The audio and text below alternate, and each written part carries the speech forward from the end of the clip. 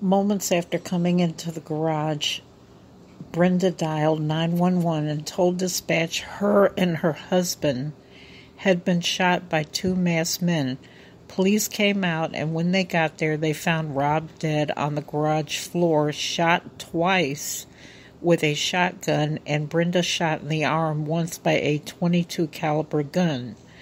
Brenda was rushed to the hospital right away, but once forensics and the police went over the crime scene, they noticed a few things that seemed odd. It was as if they were missing pieces of the puzzle.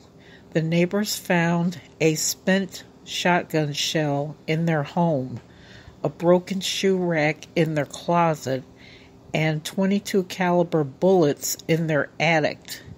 No signs of forced entry showed, which meant whoever had gotten in had a key, something only Brenda had.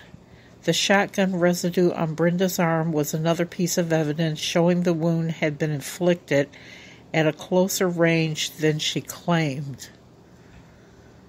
Days before Rob's funeral, Brenda and the kids were nowhere to be found.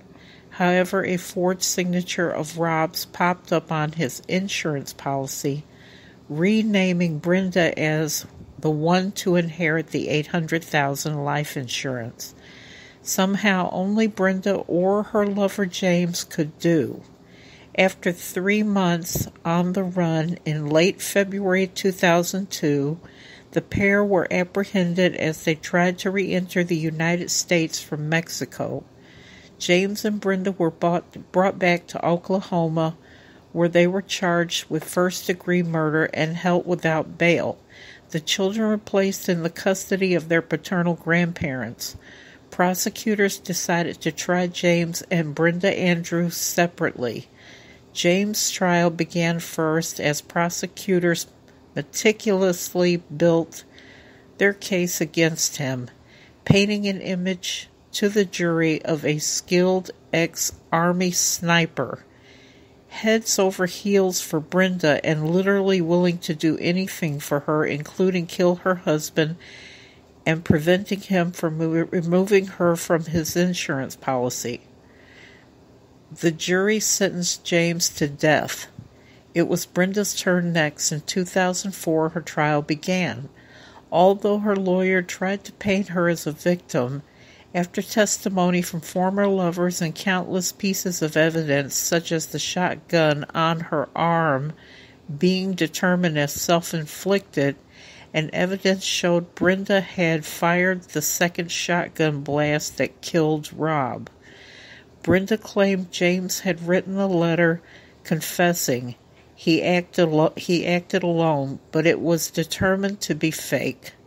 During the trial, it was stated Brenda had also taken a life insurance policy on James as well.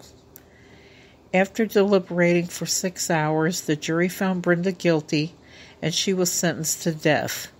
After the sentence, she was quoted as saying, "The verdict which sentenced me to death is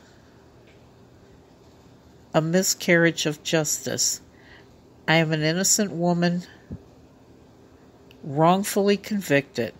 Brenda sought an appeal in 2008, but it was denied. She is currently the only woman on death row in Oklahoma.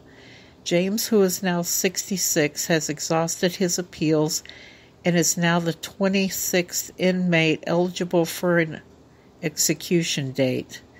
When the state of Oklahoma resumes executions, Oklahoma has not executed an inmate since 2015. In 2018, the state abandoned lethal injection as its execution method and has been exploring the ideal of the return of the gas chamber as a possible method of execution. Greed is a desire all of us have, felt at one time or another, but a desire for money sometimes has turned even the best of us into cold-blooded murderers.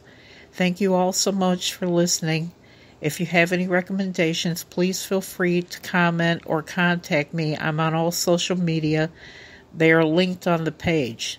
Please feel free to leave a like and rate and review.